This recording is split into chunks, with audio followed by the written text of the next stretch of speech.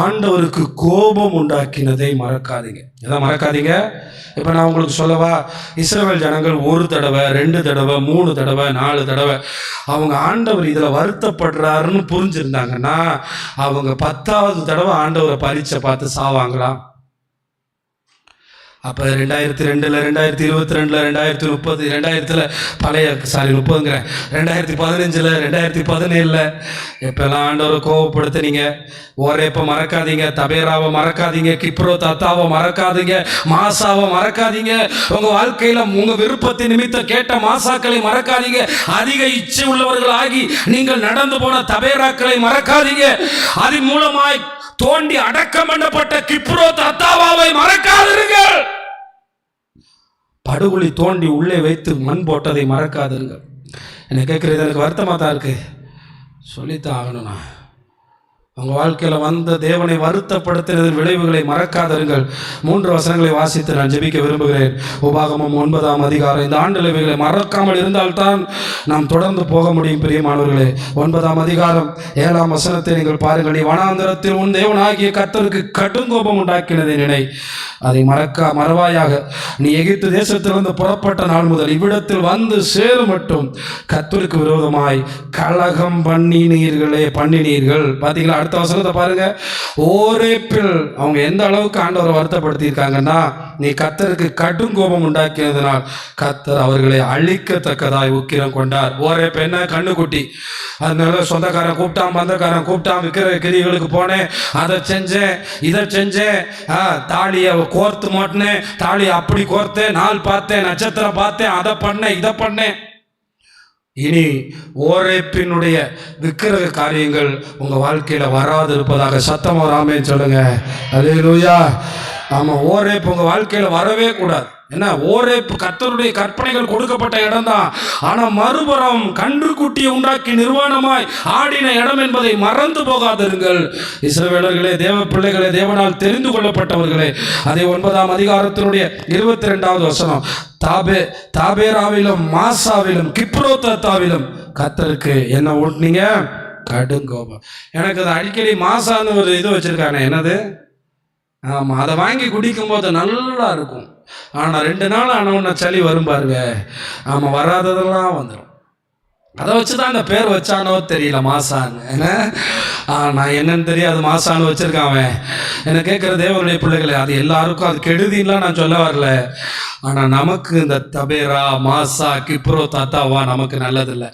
நான் என்ன நினைச்சிடறேன்னா, 3 நாள் தண்ணி இல்லாமல் நடத்தினேன். தண்ணி இல்லாமல் நடத்தணும். வாயை திறந்து தண்ணி தாங்கன்னு கேட்கறதுக்கு போல, நாங்கள் எகிப்தில் அதை சாப்பிடலையா, நாங்கள் அங்கே அந்த தெய்வத்தை கும்பிடும்போது அப்படி கும்பிடி அடிக்கலையா, இப்படி இருக்கலையா, எங்களுக்கு கல்லறை தோட்டம் இல்லையா, இங்கே கொண்டு வந்த என்னை ஏன் இப்படி போட்டு கொள்ற? ஒரு நியாயமா ஆண்டவரே, குடிக்க என்ன தாங்க, எங்களுக்கு வேண்டிய ஆகாரத்தை பேசுகிற முறை இருக்குல்ல. இவன் வாயில இருந்த அப்ப இவன் எவனுமே கடவுள் தண்ணி தருவாருன்னு என்ன செய்யல, நம்பல. இவன் பாட்டு பேசுறாங்க. இவனுக்கு செங்கடலை பிளந்த இவருக்கு இப்ப சரண ஒரு பம்பு செட்டை வர வைக்க தெரியாதா? அப்படியே மேல தூக்குற அளவுக்கு தண்ணி வரத்துக்கு தெரியாதா? ஆமா, கோவப்படுத்தினானா. அதனால ஆண்டவர் அவனை கோவப்படுத்தினார். என்ன தெரியுமா? ஒரு தண்ணியை காமிச்சாரு.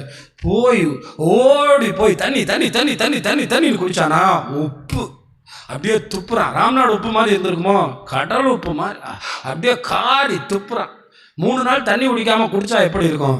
அப்படியே சொல்லிட்டு மோசையிட்ட சொல்றாரு, எதுனாலும் நான் தான் அவனுக்கு கொடுக்கணும்னு தெரியவை. அல்லேலூயா. தண்ணி கூட நான் இல்லாமல் அவன் குடிக்க முடியாதுன்னு சொல்லு அப்படின்னு சொல்லிட்டு அப்படியே போய் ஒரு பேரிச்ச தோட்டத்துக்குள்ள விட்டு குடிச்சான் பாருங்க. தண்ணி உச்சப்பள்ளி தண்ணியே தோத்து போயிடும்.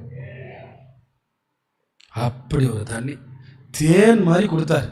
கொடுத்துட்டு பேரிச்ச பழம்லாம் பிடிங்கி சாப்பிட்றான், நல்லா ஜாலியாகிறான் அப்படின்னு சாப்பிட வச்சு தட்டி கொடுத்து, இதெல்லாம் உனக்கு வச்சிருக்கேன், நீ பரீட்சை பார்க்காத, நீ முறுமுறுக்காத, நீ கோபம் மூட்டாத, நீ சந்தோஷமா கேட்டுப்போ. காலையில் எழும்பி பரமண்டல ஜெபத்தை தைரியமா சொல்லுங்க. நிறைய அற்புதம் இருக்கு அதுக்குள்ள. தீமை விலகுது, தீங்கு நேரிடாது. அந்த நாளில் சித்தம் வந்துடும், தேவையானது சந்திக்கப்பட்டா. படிக்க தெரியாதவங்க இதை மனப்பாடமாக சொல்லுங்க. என்னென்ன பாட்டும் மனப்பாடம் பண்ணுறீங்க, இதெல்லாம் மனப்பாடமாக இருக்கட்டும். ஆண்டவரை பரீட்சை பார்க்காதீங்க.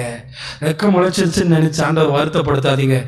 அவர் கை ரொம்ப பெருசு, நம்ம கை பத்தாது அவர் தரதை வாங்குறது. கொடுக்கிறதுக்கு. கையை நல்லா தட்டுங்களேன். அல்லேலூயா. அவர் கை ரொம்ப பெரியது, உன்னால வாங்க முடியாது. உன் கையை விரிச்சு அவர் தரும்போது காலேப் யோசுவாவெல்லாம் நினைச்சு பார்க்க முடியாத ஆசீர்வாதத்தை கொடுத்தாரு. ஆமாம், அந்த கிப்ரோ தத்தாவாவை பற்றியும் இன்னொன்று அந்த தபேராவை பற்றியும் உங்களுக்கு காண்பிக்கணும்னா என்னாகமம் 11 தான் ரெண்டுமே நடந்துச்சு. அந்த என்னாகமம் 11 நீங்கள் கணக்குக்காக அவர் மோசம் எழுதி வச்சிருப்பார். நினச்சி பாருங்க, என்னாகமம் 11ஆம் அதிகாரத்தில் அவங்க என்ன கேட்டாங்க? 1ஆம் வசனம், ஜனங்கள் முறையிட்டு கொண்டாங்க. கம்ப்ளைண்ட் மேக்கர்ஸ், எப்போ பார்த்தாலும் அவனுக்கு இருக்கு, இவனுக்கு இருக்கு, இவன் இப்படி, அவன் இப்படி கம்ப்ளைண்ட். கர்த்தருடைய செவிகளில் பொல்லாப்பா இருந்தது. கர்த்தர் அதை கேட்டபோது அவருடைய கோபம் மூண்டது. கர்த்தருடைய அக்கினி அவர்களுக்குள் பற்றி எறிந்தது. பாளையத்தின் கடைசியில் இருந்த சிலரை பட்சித்தது. செத்தே போனான். இப்ப பாருங்க, அப்படியே நடந்து வரும்போது இவன் பேசின பேச்சில் பின்னாடி இருந்தவன் பாதிக்கப்பட்டான். தீ அவன் மேல போயிடுச்சு. அதனால்தான் 3ஆம் வசனத்தில் கர்த்தருடைய அக்கினி அவர்களுக்குள்ளே பற்றி எரிந்ததினால் அவ்விடத்துக்கு தபேரா என்று பெயரிட்டான். 4ஆம் வசனத்தை பாருங்க, அவர்களுக்குள்ள இருந்த பல ஜாதியான அந்நிய ஜனங்கள். வீட்டுக்குள்ள யாரை வச்சிருக்கீங்க? இச்சை உள்ளவனையா, இல்ல பரிசுத்தம் உள்ளவனையா, தேவனுக்கு ஏற்றவனையா?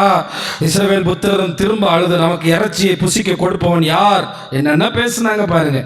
ஆமா, எகிப்துல சாப்பிட்டாங்களாமா. என்ன சாப்பிட்டாங்க? அடிதான் வாங்கினாங்க. ஆடோட்டிகள் போட்டு அடிச்சான். என்ன மாடோட்டி? ஆமா, ஆடோட்டிலாம் கேள்விப்பட்டிருப்பீங்க. ஆனா ஆடோட்டிகள் கேள்விப்பட்டிருக்கீங்களா? அடிச்சு இழுத்தாங்க. திருக்க வாழ் போல ஒன்ன வச்சிருப்பாங்களாம் எகிப்துல. அடிக்க அடிக்க சதை பிச்சுக்கிட்டு வருமா. வேலை பாடுறா ஒழுங்கா. அப்படி இருந்த இடத்துல இருந்து நம்மளை கர்த்தர் கொண்டு வந்தார்ல. சின்ன சின்ன ஆசீர்வாதங்களுக்காக கையை மேல தூக்கி காத்திருக்கணும். அல்லேலூயா. ஆண்டவர்கிட்ட இதை தரமாட்டீங்களா, அதை தரமாட்டீங்களான்னு கேட்க கூடாது. நீங்க உங்க மூத்த பிள்ளையை பெற்றெடுக்கும் போது எவ்வளவு கனவோட இருப்பீங்க. மரியாள் தன் மூத்த பிள்ளையை பெற்றெடுத்துட்டு பார்க்குற வழியெல்லாம் முடிஞ்ச பிறகு வக்கீலுக்குள்ள கிடக்கிறார்.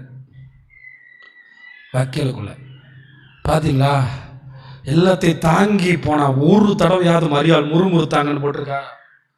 ஒரு தடவையாவது கம்ப்ளைண்ட் பண்ணாங்க? உங்க மகனை சுமந்தேனே, ஒரு வீடு கூட இல்லையான்னு கேட்டாங்கன்னு போட்டிருக்கா? அதனால தான் சொல்றேன், நீங்கள் ஆண்டவரை கோபம் ஊட்டினர். இதே அதிகாரத்தினுடைய கடைசியை பாருங்க, நீங்க பார்க்க மாட்டீங்க.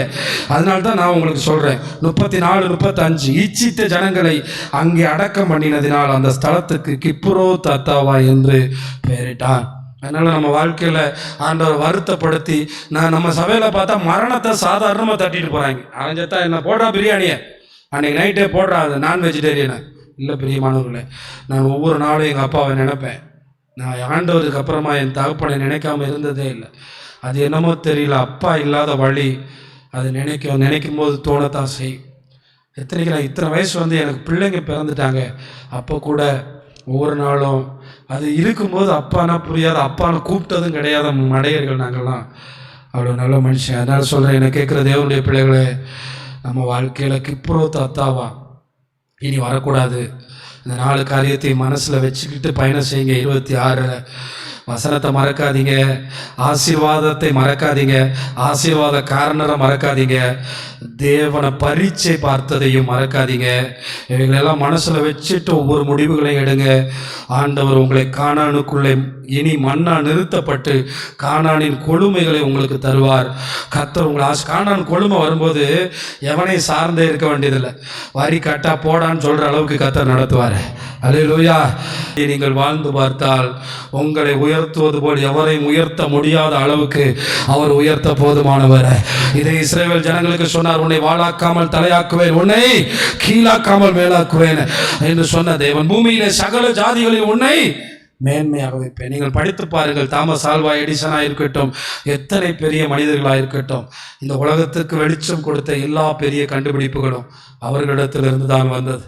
ஒரு மனுஷனை கால் அடிபட்டு காலை சரி பண்ணுறதுக்காக தரத்தரன் ரம்பத்தை வச்சு அறுக்கும்போது தான் பைபிளை படிச்சுக்கிட்டே இருந்த அந்த மனுஷன் தான் அவனை அறுத்து போட்டுட்டு ஆப்ரேஷன் முடிஞ்ச பிறகு வேதத்தை படிக்கும் போது தான் ஆண்டவர் பண்ண ஆப்ரேஷனை பார்த்தான்.